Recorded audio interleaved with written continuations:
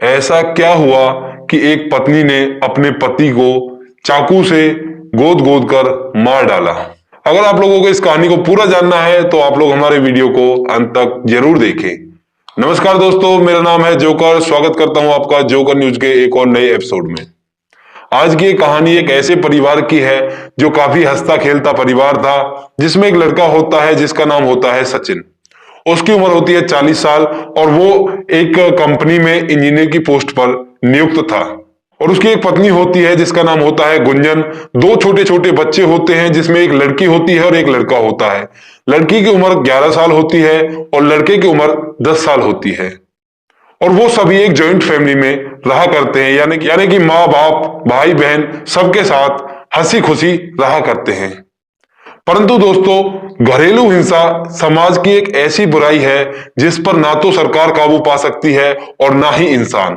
तो उसी घरेलू हिंसा के चलते पति पत्नी के बीच में बहुत ज्यादा झगड़े हुआ करते हैं। और इन झगड़ों के दौरान पत्नी कहती है कि मुझे अब तुम्हारे परिवार के साथ नहीं रहना, अगर तुम्हें मेरे साथ रहना है तो मुझे शहर ले जाकर रहना पड़ेगा। तो ऐसी घटनाएं समाज में हो जाती हैं। घरेलू हिंसा के चलते ये एक और नई घटनाक्रम को अंजाम देने का कार्यक्रम यहां से स्टार्ट हो गया था।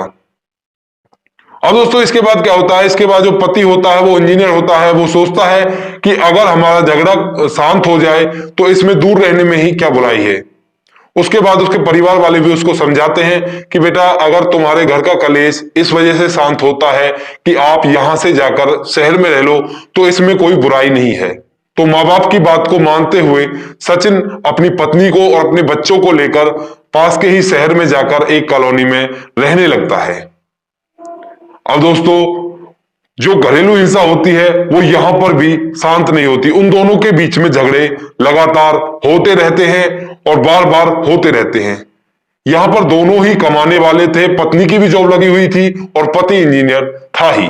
तो दोस्तों, उसके बाद क्या होता है? उसके बाद सचिन अपने घर पे आना कम कर देता है। वो बोलता है कि अब मैं शनिवार और इतवार को ही आऊंगा, रोज रोज मैं घर पे नहीं आऊंगा। पत्नी कहती है, तुम घर पर क्यों नहीं आओगे? तो पति बताता है कि तुम मेरे साथ इतना सारा झगड़ा करती हो तो मैं घर पे आकर करूंगा ही क्या? तुम मुझे चैन से जीने नहीं देती, तो इसी वजह से मैं अब शनिवार और इतवार को ही घर आऊंगा। तो दोस्तों, इसी बात को लेकर फिर से उनका झगड़ा स्टार्ट हो जाता है। और इस बार झगड़ा इतना बढ़ जाता है क्योंकि पहले जब झगड़ा होता था तो वहां पर परिवार होता था, तो परिवार के जो लोग होते हैं वो उनको आकर समझा देते थे कि इस तरह से झगड़ना अच्छी बात नहीं है। माँ बाप होते हैं, भाई भाभी सब होते हैं वहां पे, तो वो उनको समझा दिया करते थे। परंतु यहाँ पे उनको समझाने वाला कोई नहीं था तो केवल दो छोटे छोटे मासूम बच्चे दूर से खड़े होकर उनको देख रहे थे। अब दोस्तों, क्या होता है? जो झगड़ा होता है वो इतना बढ़ जाता है कि पत्नी इतनी अग्रेसिव हो जाती है इस झगड़े के दौरान कि वो किचन से एक चाकू लाकर और अपने पति को बार बार चाकू से गोदने लगती है।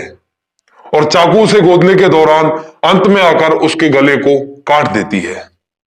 अब इसके बाद जो पत्नी होती है वो उसके गले को काटने के बाद वहां पर अफसोस के साथ बैठ जाती है। और जो दोनों बच्चे होते हैं वो इस सब मंजर को देखकर अपने चाचा को फोन करते हैं कि चाचा, हमारे घर में मम्मी ने पापा को इस तरह से मार डाला। तो उसके बाद उसका चाचा आता है और चाचा आने के बाद पुलिस को बुलाता है। और पुलिस को बुलाने के बाद जो सचिन की पत्नी होती है उसको पुलिस के हवाले कर दिया जाता है। और जो सचिन की डेड बॉडी होती है उसको पोस्टमार्टम के लिए भेज दिया जाता है। अब दोस्तों, अब यहां पर इस कहानी से आप लोगों को क्या सीख मिलती है उस पर थोड़ी सी बातें कर लेते हैं। यहां पर इस कहानी से हमें यह सीख मिलती है कि घरेलू हिंसा को अगर बढ़ावा दिया जाए तो वो एक परिवार को बर्बाद कर सकती है। यहां पर जिस तरह से सचिन और गुंजन का परिवार बर्बाद हो गया क्योंकि उसकी मम्मी ने उसके पापा का कत्ल कर दिया और कत्ल करने के बाद वो जेल में चली गई। अब उन दोनों मासूम बच्चों का क्या होगा?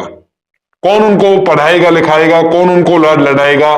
तो इस चीज को आप लोग कमेंट सेक्शन में लिख सकते हो कि ये किसने सही किया है, किसकी कितनी गलती है और कौन यहाँ पे सही है, कौन यहाँ पे गलत है। वैसे मेरे हिसाब से तो कुछ भी गलत और कुछ सही नहीं होता, सबसे ज्यादा गलत होता है समय। तो इस वीडियो के बारे में आपकी जो भी राय है वो कमेंट सेक्शन में लिख सकते हो। बाकी मिलते हैं किसी नेक्स्ट वीडियो में क्राइम की किसी सच्ची घटना के साथ। तब तक अपना ध्यान रखें, सावधान रहें, सुरक्षित रहें। रिश्तों की अहमियत को समझे। धन्यवाद, बाय बाय, जय हिंद।